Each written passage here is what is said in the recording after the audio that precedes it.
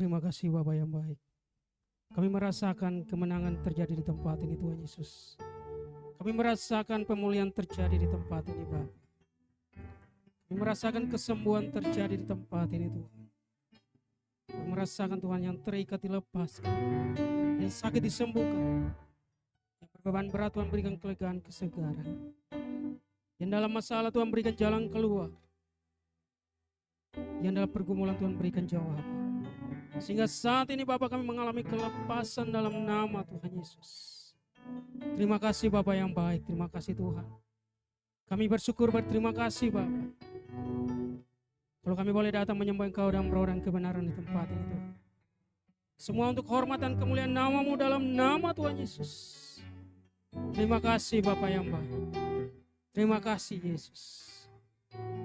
Bila Bapak Roh Kudus menerangi setiap kami. Roh Kudus menguatkan setiap kami. Roh Kudus membuka pintu hati kami Bapa. Sehingga hidup kami diterangi oleh kebenaran firman-Mu Tuhan. Hidup kami diterangi oleh kebenaran firman-Mu Tuhan Yesus. Ada pencahayaan dalam kehidupan kami Bapa. Sehingga semakin hari Tuhan, hidup kami menjadi berkat bagi banyak orang. Terima kasih Bapak yang baik, terima kasih kami bersyukur dan berterima kasih dalam nama Tuhan Yesus. Anak-anak-Mu yang mendengarkan, baik di ibadah onsite, bahkan juga dalam ibadah online, Tuhan berkati, Tuhan sertai dalam nama Tuhan Yesus. Kami percaya Tuhan, biarlah Bapak firman menjadi kekuatan bagi kami. Hamba yang menyampaikan, Tuhan berkati, Tuhan sertai dalam nama Tuhan Yesus, sembunyikan di belakang kayu salib-Mu Tuhan. Sehingga hanya kemenangan Tuhan yang terjadi. Terima kasih Bapak yang baik, kami bersyukur dan kami siap untuk masuk dalam kebenaran firman Tuhan. Haleluya. Bersama kita katakan, amin. Berikan tepuk tangan bagi nama Tuhan. Salam. Puji nama Tuhan. Senang berjumpa Bapak Ibu Saudara yang dikasihi oleh Tuhan Yesus. Dan puji Tuhan kita masuk di minggu yang kedua di bulan Juli di tahun 2025. Dan satu topik menarik yang kita bahas bersama hari ini seperti dalam outline khotbah yang Bapak Ibu pegang di tangannya, ya. Ada satu topik yang sangat menarik, Amazing Grace. Ini ada lagunya Bapak Ibu Saudaraku. Amazing Grace. Satu topik yang kita bahas di hari ini, saya percaya akan menjadi berkat bagi kita semua. Kalau yang belum punya outline khotbahnya, boleh minta ya di Bapak Ibu yang bertugas supaya kita boleh belajar bersama, kita menjadi murid Tuhan. Kita bukan hanya menjadi jemaat biasa, tetapi kita naik level menjadi murid Tuhan. Amin. Mau naik level jadi murid Bapak Ibu Saudaraku? Ya, puji Tuhan. Kita buka kebenaran firman Tuhan dalam Matius pada pasal yang ke-20 ayat 1 sampai ayat yang ke-6. Injil Matius pada pasal yang ke-20 ayat 1 sampai ayat yang ke-6. Ya, boleh kita baca bersama firman Tuhan kita. Matius pada pasal yang ke-20 ayat 1 sampai ayat yang ke-6. Perumpamaan tentang orang-orang upahan di kebun anggur. Ayat yang pertama kita baca bersama.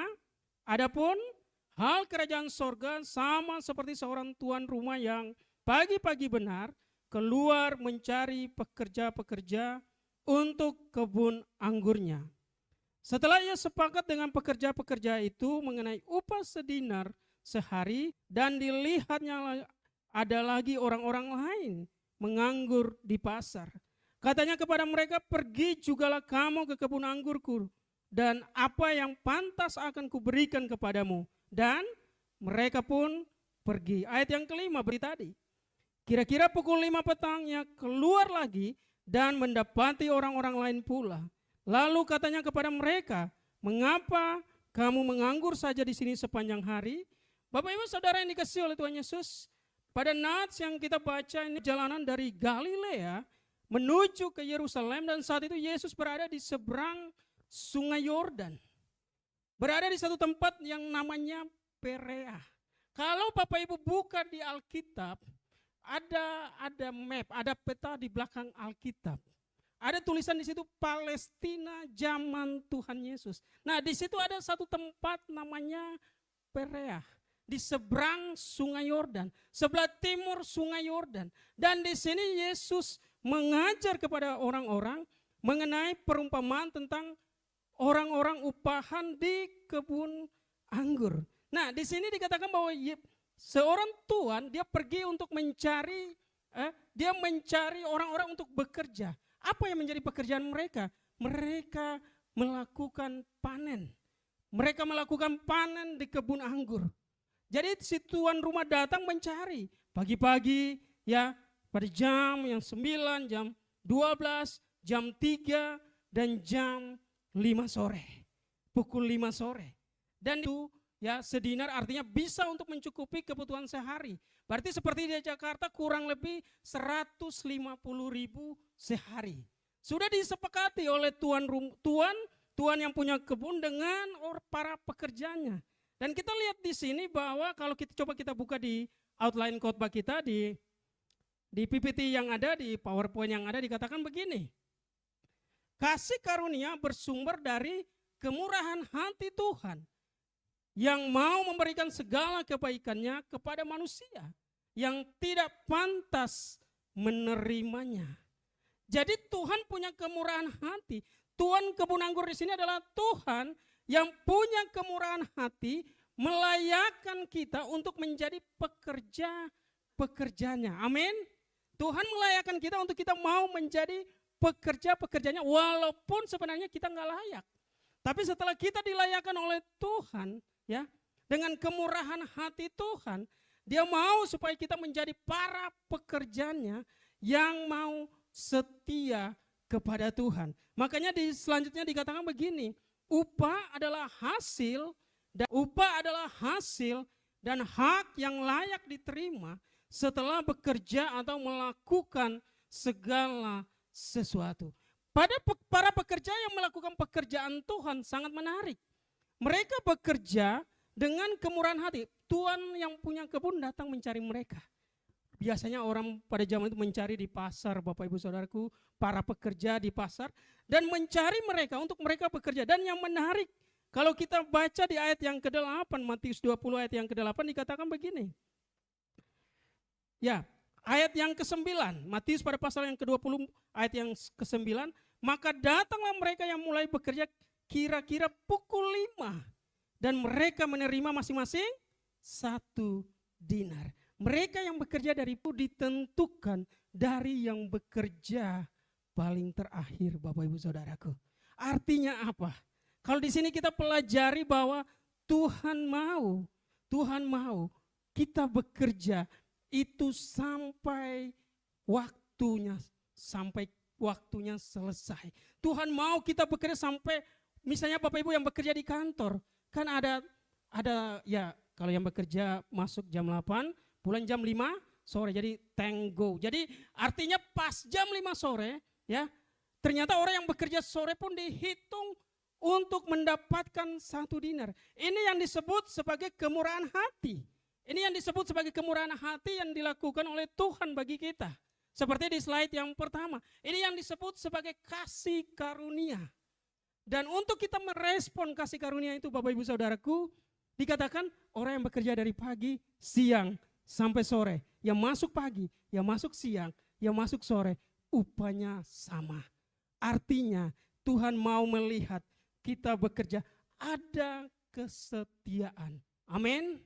Tuhan mau yang bekerja dari pagi, dia bekerja sampai jam selesai untuk pekerjaannya. Dan yang bekerja sore pun, dia masuk sore, tetap dia mendapatkan 1 dinar. Di sini kita melihat Bapak Ibu Saudara yang dikasihi oleh Tuhan Yesus, ada kemurahan hati dari Tuhan. Dan kemurahan hati Tuhan mau melihat, apakah yang bekerja dari pagi, dia tetap setia sampai sore. Apakah yang bekerja dari siang, dia setia sampai sore hari. Dia setia misalnya sampai jam 6 sore. Apakah yang bekerja baru masuk jam 5 sore, dia setia bekerja sampai jam 6 sore setelah jam pekerjaan tersebut selesai. Jadi Bapak Ibu Saudara yang dikasihi oleh Tuhan Yesus, ya, dikatakan begini. Coba di slide berikutnya. Masuk menjadi anggota kerajaan adalah kasih karunia. masuk menjadi anggota kerajaan adalah kasih karunia. Yohanes pada pasal yang ke-15 ayat yang ke-16. Coba kita baca bersama firman Tuhan ini. Kalau Bapak Ibu bisa membaca, boleh kita baca bersama atau juga yang ada di handphone atau juga di Alkitab manualnya. Dikatakan begini, Yohanes pada pasal yang ke-15 ayat 16, bukan kamu yang memilih aku, tetapi akulah yang memilih kamu, dan aku telah menetapkan kamu supaya kamu pergi dan menghasilkan buah. Dan buahmu itu tetap supaya apa yang kamu minta kepada Bapakku dalam namaku diberikannya kepadamu. Jadi Bapak Ibu Saudara yang dikasihi oleh Tuhan Yesus, bukan persoalan yang masuk pagi, bukan persoalan yang masuk siang, bukan persoalan yang masuk sore, tapi Paulus katakan siapa yang melayani pekerjaan Tuhan. Kalau kita adalah pekerja di kebun anggur, kita adalah pekerjanya Tuhan. Apa yang masuk belakangan, tetapi siapa yang sampai garis akhir. Amin. Tuhan mau ada kesetiaan. Amin. Tuhan mau ada konsistensi. Jadi walaupun kita dari dulu sudah menjadi dewasa, baru kita menjadi anak Tuhan. Kita sudah ada yang sudah opa-oma baru kenal Tuhan, baru percaya kepada Tuhan. Tetapi Bapak Ibu Saudaraku, Tuhan mau kita merespon kasih karunia-Nya dengan tetap memiliki kesetiaan. Amin. Ada kesetiaan, Paulus katakan sampai garis akhir. Finish well. Kemarin ada seorang hamba Tuhan yang lumayan sangat luar biasa, ya, menjadi kesaksian bagi kita semua. Beliau dipanggil Tuhan dan kita melihat beliau sampai garis akhir. Orang-orang seperti inilah yang menjadi inspirasi bagi kita Bapak Ibu Saudara yang dikasihi oleh Tuhan Yesus, supaya kita melayani. Bukan karena kita sudah melayani dari zaman dulu, bukan karena kita sudah melayani dari remaja, bukan karena kita sudah melayani dari pemuda, bukan karena kita sudah melayani dari anak-anak, tetapi siapa yang punya kesetiaan untuk dia melayani sampai garis akhir. Kenapa kita harus melayani sampai garis akhir Bapak Ibu Saudara? Karena hidup adalah untuk melayani. Amin. Hidup untuk melayani. Makanya dalam pelayanan Bapak Ibu Saudaraku, karena hidup kita adalah kasih karunia, seperti yang kita baca tadi bahwa masuk menjadi anggota kerajaan Allah adalah kasih karunia. Seperti Yohanes, kita mau mendedikasikan hidup kita untuk melayani pekerjaan Tuhan. Makanya kalau dari sini kita belajar Bapak Ibu Saudaraku, bahwa sebenarnya kita boleh bangga kita melayani pekerjaan Tuhan. Tetapi lebih bangga lagi kalau kita setia melayani pekerjaan Tuhan. Amin. Bukan perkara yang sudah dulu, ya, bukan perkara yang baru melayani, tetapi kasih karunia. Kita sudah dilayakkan oleh Tuhan. Makanya dalam pelayanan Bapak Ibu Saudaraku, jangan pilih-pilih. Apapun yang bisa kita lakukan untuk Tuhan. Kolose 3 ayat 23, lakukan untuk kemuliaan Tuhan, bukan untuk manusia. Karena situasi mendesak harus naik, ya. Aser pernah, ya. Media pernah. Waktu saya media, Bapak Ibu Saudara yang dikasih oleh Tuhan Yesus, tiba-tiba ya ada alatnya yang saya operasikan agak error Bapak Ibu Saudaraku. Ternyata setelah saya klik bukan error, saya kliknya kebanyakan. Jadi kursornya lari ke bawah Bapak Ibu Saudara. Saya panik. Makanya dari situ saya pelajari begini. Ternyata untuk jadi media nggak mudah Bapak Ibu Saudaraku. Makanya pendeta-pendeta yang suka protes media, sekali-sekali suruh naik jadi media, biar tahu rasanya. Pendeta-pendeta yang suka protes WL, ya, coba sekali-sekali naik WL, supaya tahu rasanya menjadi, ya, pemusiknya generasi muda, lagunya nggak tahu. Kan anak muda lagu mereka trennya beda. Seperti jam kita Bapak Ibu Saudaraku, ya, lagu percintaan zaman dulu beda sama zaman sekarang. Mungkin dulu kita bangga sama lagu itu, tapi anak sekarang nggak tahu lagu tersebut. Itu juga seperti lagu gereja.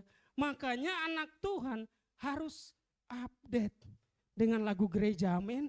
Jangan sampai lagu kita sama selama kita WL dari dahulu, sekarang, dan jangan selamanya Bapak Ibu Saudaraku. Kita nggak hidup selamanya. Yang betul adalah sepanjang kita melayani. Supaya apa? Supaya pelayanan kita terkonek, supaya pelayanan kita upgrade, supaya pelayanan kita sesuai dengan zaman. Makanya Alkitab pun diterjemahkan dalam terjemahan baru. Supaya apa? Supaya bahasanya diri, terus melatih diri untuk mau memberikan yang terbaik. Boleh lagu zaman dulu dinyanyikan, boleh. Tapi ada 1-2 lagu baru yang disisipkan supaya anak muda juga senang untuk ke gereja. Tapi yang nyanyi lagu baru mah juga senang. Mereka dirangkul. Ada lagu mereka yang dinyanyikan untuk menjadi aser, Bapak Ibu Saudaraku. Ya, untuk kita mempersiapkan ibadah. Enggak mudah untuk kita melakukannya. Tetapi kenapa kita bisa melakukannya? Karena kita punya satu prinsip, hidup adalah untuk melayani. Amin. Makanya apapun pelayanan kita lakukan. Jangan saudaraku, kecuali pemusik. Saya enggak bisa kalau main musik. Tetapi semuanya bisa kita lakukan. Kenapa? Karena kita punya prinsip, hidup adalah melayani. Makanya kita enggak pilih-pilih pelayanan. Apapun pelayanan yang Tuhan berikan bagi kita tetap melakukannya dengan sepenuh hati. Amin. Dikatakan begini, Tuhan sebagai warga kerajaan wajib memahami kehendak Tuhan dan menyesuaikan hidup dengan pola Tuhan. Apa yang menjadi pola Tuhan dalam kehidupan kita? Bahwa sebagai orang percaya, kita dibentuk bukan hanya menjadi orang percaya yang biasa, tetapi Tuhan mau membawa kita dari tadinya orang percaya biasa naik level menjadi murid. Makanya ada orang-orang yang mau dibaptis. Supaya apa? Setelah dibaptis jadi disciples, jadi murid, Bapak Ibu Saudaraku. Itulah pola kerajaan Allah. Supaya apa? Supaya ada perubahan dalam kehidupan kita. Supaya hidup kita itu ada perubahan. Hidup kita itu enggak sama dari dahulu, sekarang, dan sepanjang umur hidup kita begitu saja. Biasa saja. Tetapi hidup kita, kalau kita naik level jadi murid, hidup kita pasti luar biasa. Amin. Mau hidup luar biasa Bapak Ibu Saudaraku? Jadi murid. Salah satu caranya, catat outline khotbah kita dan dibawa pulang Bapak Ibu Saudaraku, dibaca di rumah. Ya, jangan ditinggalkan di mobil. Dibaca di rumah, tapi pulpennya tolong ditinggalkan. Karena kita sudah kasih banyak pulpen juga yang enggak kembali. Jadi nanti akan dikumpulkan kembali pulpennya. Ya, dikatakan begini, Tuhan mencari pekerja-pekerja. Tuhan mencari pekerja berarti Tuhan sedang mencari siapa saja yang mau menjadi sasaran. Dari siapa saja yang mau menjadi sasaran. Sebenarnya Bapak Ibu Saudara yang dikasihi oleh Tuhan Yesus, Tuhan menempatkan di mana kita tinggal, Tuhan punya tujuan bagi kita, amin. Di tempat di mana kita bekerja, Tuhan punya tujuan bagi kita. Di tempat di mana kita bekerja, Tuhan punya tujuan di situ untuk kita membangun pola kerajaan Allah di tempat tersebut. Untuk kita punya pelayanan sebenarnya. Di gereja kita mendengarkan firman Tuhan, di luar gereja kita mengaplikasikan di luar Bapak Ibu Saudaraku. Makanya beda antara diuji dan ujian. Kalau ujian biasanya ada ya. Biasanya kalau ada ujian sekolah, ada ujian nasional, ketahuan generasinya Bapak Ibu Saudara. Ya, kadang suka dipanggil om, gak terima Bapak Ibu Saudaraku. Padahal sudah pantas dipanggil om. Ya, kadang kurang terima, merasa masih muda. Padahal anak-anak SMP SMA udah panggilnya om. Jadi kalau ujian ada kisi-kisinya. Ada supaya kita bisa pelajari yang menjadi jawabannya. Tapi kalau diuji itu enggak ada kisi-kisinya. Makanya dalam sekolah kehidupan Bapak Ibu Saudaraku, biasanya kalau kita belajar untuk setia, kita belajar untuk sabar, kita belajar untuk mengasihi, kita akan bertemu dengan situasi yang membuat kita, yang dalam tanda kutip menjebak kita, supaya kita enggak sabar. Itulah sekolah kehidupan, itulah uji. Kita dites, kita sedang diuji dalam sekolah kehidupan. Makanya kalau Bapak Ibu berdoa, Tuhan kasih saya kesabaran, Bapak Ibu akan ketemu dengan situasi yang enggak sabar. Bapak Ibu akan ketemu dengan situasi yang provokatif. Tetapi kalau kita ketemu dengan situasi yang provokatif, yang pertama yang kita lakukan, jangan cepat reaktif. Jangan cepat merespon, tetapi belajar untuk sabar. Kalau kita belajar untuk mengasihi, Tuhan akan membawa kita dalam situasi yang dimana hampir-hampir kita nggak bisa mengasihi. Tuhan membawa kita kepada situasi yang mungkin dimana kita akan bertemu dengan mungkin orang-orang yang menyakiti kita, Bapak Ibu Saudaraku. Supaya apa? Supaya kita bisa mengasihi. Karena kalau mengasihi orang yang mengasihi kita, biasa. Tapi mengasihi orang yang gak mengasihi kita, itu luar biasa, Bapak Ibu Saudara yang kasih oleh Tuhan Yesus. Makanya dikatakan begini, jangan memikirkan apa tujuan Allah memanggil kita, melainkan apa yang akan kita lakukan untuk menaati kehendaknya. Jangan memikirkan apa tujuan Allah memanggil kita, melainkan apa yang akan kita lakukan untuk menaati kehendaknya. Beberapa waktu lalu saya berkhotbah bagi Bapak Ibu Saudara bahwa ketika kita membaca firman Tuhan, kita di sini semua setuju bahwa kita mau membaca firman Tuhan, 1 hari 1 pasal, 5 tahun selesai. 1 hari 5 pasal, ya. Berarti 1 tahun selesai. 1 hari 1 pasal, 5 tahun selesai. Dan kenapa kita harus membaca Alkitab setiap hari, Bapak Ibu? Karena Alkitab itu mengandung pencerahan. Roh Kudus akan memberikan kita pencerahan. Roh Kudus akan memberikan kita penerangan untuk kita bisa memahami firman Tuhan. Mungkin ketika kita baca Alkitab, di saat itu Tuhan sedang mau bicara dengan kita. Tuhan sedang mau menegur kita. Tuhan sedang mau membawa kita naik dari satu level kepada level berikutnya. Makanya penerangan disebut sebagai iluminasi. Makanya kita jangan jemu-jemu untuk membaca Alkitab. Jangan bosan untuk kita membaca Alkitab, Bapak Ibu Saudaraku. Saya percaya kalau 1 hari 1 pasal gampang, amin. Amin. Jujur hari ini saya juga belum baca, Bapak Ibu Saudaraku. Walaupun saya baca Alkitab, persiapkan khotbah, ya. Saya dalam rutinitas saya membaca Alkitab, jujur hari ini kayaknya bolong. Karena saya punya catatan. Tapi nanti setelah khotbah saya baca, karena biasanya khotbah kena pendeta, kena jemaat. Enggak ada yang kebal sama khotbah, Bapak Ibu Saudara. Amin. Semua diajarkan oleh Tuhan untuk kita menjadi pribadi yang baru, untuk kita naik level menjadi murid. Dikatakan sebagai warga kerajaan, hidup kita harus berfungsi dengan benar. Jadi warga kerajaan, gaya hidupnya, dia baca Alkitab, dia doa, Bapak Ibu Saudaraku, dan ketika dia menghadapi tantangan yang gak mudah, ya, dia akan melakukan puasa. Dikatakan sebagai warga kerajaan, hidup kita harus berfungsi. Minta maaf, berfungsinya nggak dikasih warna, tetapi Bapak Ibu boleh menulis di outline khotbahnya berfungsi. Dikatakan begini selanjutnya, 2 tipe orang bekerja atau perjanjian. Pada ayat yang kedua dikatakan, Matius 20 ayat yang kedua dikatakan, setelah ia sepakat dengan pekerja-pekerja itu mengenai upah sedinar sehari, ia menyuruh mereka ke kebun anggurnya. Nah, selanjutnya dikatakan mereka menerima jaminan akan menerima apa yang Tuhan janjikan. Jadi orang yang bekerja dengan kesepakatan atau perjanjian akan menerima jaminan, akan menerima apa yang Tuhan janjikan. Kita buka firman Tuhan dalam Yakobus pada pasal yang pertama, ayat yang ke-25. Apa yang menjadi jaminan Tuhan dalam kehidupan kita? Yakobus pada pasal yang pertama ayat yang ke-25. Boleh kita baca bersama Bapak Ibu Saudara yang dikasihi oleh Tuhan Yesus. Tetapi barang siapa meneliti hukum yang sempurna, yaitu hukum yang memerdekakan orang, dan ia bertekun di dalamnya, jadi bukan hanya mendengar untuk melupakannya, tetapi sungguh-sungguh melakukannya, ia akan berbahagia oleh perbuatannya.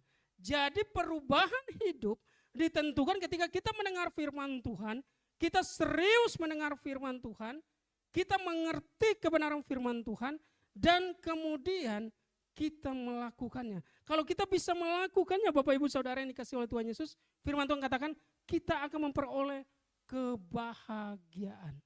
ada buah roh yang kita hasilkan ketika kita melakukan firman Tuhan.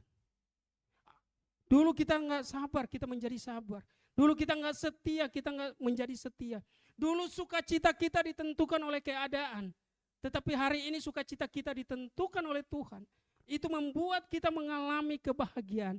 Dan orang-orang yang sekitar kita melihat kita mempunyai perbedaan. Dan ketika ada perbedaan Bapak Ibu Saudaraku, kita secara nggak langsung kita menjadi agennya Tuhan. Kita menjadi menjadi penginjil melalui hidup kita. Makanya orang Kristen, orang percaya harus berubah Bapak Ibu Saudaraku. Bukan untuk menyenangkan dirinya. Memang buah yang pertama yang dia rasakan untuk dirinya. Tetapi ketika perubahannya menjadi berkat, dia akan menjadi berkat bagi orang lain. Maka perubahan itu bukan hanya menjadi berkat bagi diri sendiri, tetapi perubahan hidup kita menjadi berkat bagi orang lain. Melalui kehidupan kita yang mengalami perubahan 180 derajat, orang akan bertanya, kenapa kita berubah? Dan disitulah kita bisa menjadi kesaksian bagi banyak orang. Makanya mari sebagai orang percaya, Bapak Ibu Saudara yang dikasihi oleh Tuhan Yesus, mari sebagai orang percaya kita taat pada kebenaran firman Tuhan. Makanya dikatakan taat pada perjanjian dimulai dengan membaca firman Tuhan, menemukan janji-janji Tuhan, dan melakukan perintah Tuhan dengan taat. Ya, yang masuk siang, yang masuk sore, artinya orang percaya yang sudah menjadi Kristen dari dahulu, dari pertengahan hidupnya, bahkan juga mungkin di ujung hidupnya, Tuhan mau supaya dia punya ketaatan. Dia membaca firman Tuhan, dia merespon dengan cepat firman Tuhan, dia melakukan firman Tuhan. Makanya kenapa kita orang percaya bisa melakukan firman Tuhan? Karena kita baca. Apalagi Alkitab kita adalah Alkitab bahasa Indonesia. Kalau Bapak Ibu sering membaca Alkitab, itu banyak versi. Ada Alkitab terjemahan baru, ada bahasa Indonesia sehari-hari, ada terjemahan sederhana Indonesia.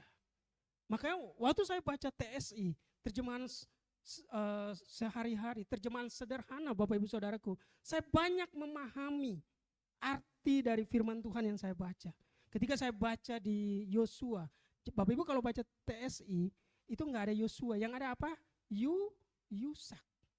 Jadi Yosua dalam terjemahan sederhana Indonesia adalah Yusak. Makanya jangan sampai bilang Pak Yusak, itu enggak, namanya enggak ada di Alkitab. Ada, tapi dalam terjemahan sederhana Indonesia. Tuhan mau firman Tuhan yang kita pegang hari ini bukan hanya kita simpan di rumah kita, tetapi Tuhan mau firman Tuhan kita baca, temukan janji Tuhan yang ada, lakukan firman Tuhan dengan konsisten, dengan taat. Bukan sudah berapa lama kita Kristen, bukan seberapa lama kita melayani pekerjaan Tuhan, tetapi Tuhan mau seberapa lama kita memiliki ketaatan, seberapa lama daya tahan kita memiliki kesetiaan di dalam Tuhan. Makanya kenapa kita harus setia, kenapa kita harus taat. Kenapa Bapak Ibu Saudaraku? Karena kita sudah merasakan amazing grace. Kita sudah merasakan kasih yang terbesar, kasih yang luar biasa. Bapak Ibu kalau membaca topik yang kita bahas hari ini, ada lagunya. Ada lagu dalam bahasa Inggris Amazing Grace. Itu penciptanya ketika dia melewati lautan samudra Atlantik. Dia kehilangan harapan Bapak Ibu. Kenapa? Banyak gelombang. Gelombang yang sangat luar biasa. Dia kira dia selesai hidupnya pada saat itu. Dan ketika dia melewati samudra Atlantik. Dan dia sampai di pelabuhan. Dan kemudian dia membuat lagu tersebut. Dia merenungkan penyertaan Tuhan yang sempurna. Terkadang Bapak Ibu Saudaraku, kita harus dibawa Tuhan pada situasi terjepit supaya kita bisa taat kepada Tuhan. Terkadang Tuhan membawa kita pada situasi yang benar-benar darurat supaya kita takut Tuhan. Makanya yang gak takut Tuhan, coba naik kapal laut, lewati daerah yang banyak ombak, pasti teriak nama Yesus. Orang yang jarang ibadah, sekali-sekali naik pesawat Bapak Ibu Saudaraku, pada bulan-bulan 12, ya, pada musim angin, pada musim hujan, ya, ketika ada turbulence, ketika ada goncangan, ketahuan agamanya. Kenapa? Masing-masing mencari Tuhannya. Ketika dia ada di situasi darurat, ketika dia ada dalam situasi terjepit, dia mencari Tuhan. Yunus pun melakukan hal yang sama. Yunus, orang-orang yang ada di perahu bersama Yunus, ketika gelombang menerpa mereka, mereka mencari Tuhan sesuai dengan agama dan kepercayaan mereka. Bapak Ibu Saudaraku, sebagai orang percaya yang sudah merasakan kasih karunia yang terbesar, amazing grace, kita gak mau hanya mencari Tuhan ketika kita dalam situasi terjepit, amin. Kita gak mau hanya mencari Tuhan ketika kita dalam situasi darurat, tetapi kita mau taat kepada Tuhan dalam segala keadaan, amin. Jadi jangan sampai kita mencari Tuhan karena gak ada lagi alternatif yang lain, baru kita datang kepada Tuhan. Tetapi Tuhan mau kita konsisten untuk mencarinya. Dikatakan begini, tidak ada perjanjian atau kesepakatan. Jadi Bapak Ibu Saudaraku, ada dua tipe orang yang bekerja. Orang yang melakukan pekerjaan, orang yang melayani pekerjaan Tuhan berdasarkan kesepakatan. Tetapi yang kedua adalah orang yang tidak berdasarkan perjanjian atau kesepakatan. Kalau kita baca dalam ayat yang ketiga, Matius 20 ayat yang ketiga sampai ayat yang ke-6 dikatakan bahwa Tuhan sebagai pemilik kebun anggur, ya, dia bebas menggunakan kemurahan hatinya bagi para pekerjaannya. Jadi kita bekerja tanpa perjanjian. Makanya apa? Orang yang melihat kebaikan dan kesetiaan Tuhan punya pengalaman dengan Tuhan dalam hal keberhasilan dan hidupnya diangkat naik oleh Tuhan. Jadi ketika kita bekerja dengan Tuhan, kita mencari Tuhan, kita punya kesetiaan dengan Tuhan, baik kita ada perjanjian ataupun tidak ada kesepakatan, Bapak Ibu Saudara. Kasih karunia Tuhan yang terbesar. Dikatakan begini, kita bekerja dengan melihat kebaikan dan kesetiaan Tuhan. Punya pengalaman pribadi dengan Tuhan. Makanya orang-orang yang dibawa Tuhan dalam situasi terjepit, biasanya dia akan mengalami pengalaman, berarti pelayaran melalui gelombang laut yang luar biasa. Biasanya kesaksiannya luar biasa, Bapak Ibu Saudara. Kenapa? Karena dia melewati situasi darurat dengan pertolongan Tuhan. Kemudian dikatakan kalau kita menganggur berarti tidak merasa diri. Keberhasilan adalah faktor Tuhan. Artinya begini, orang percaya bahasa aslinya disebut sebagai avoda atau aboda.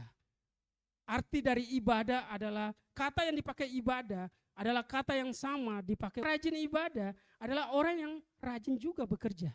Orang yang rajin ibadah akan dia punya sejajar hidupnya dengan pekerjaannya. Makanya ketika kita rajin ibadah dalam pekerjaan kita pun kita seperti kita apa?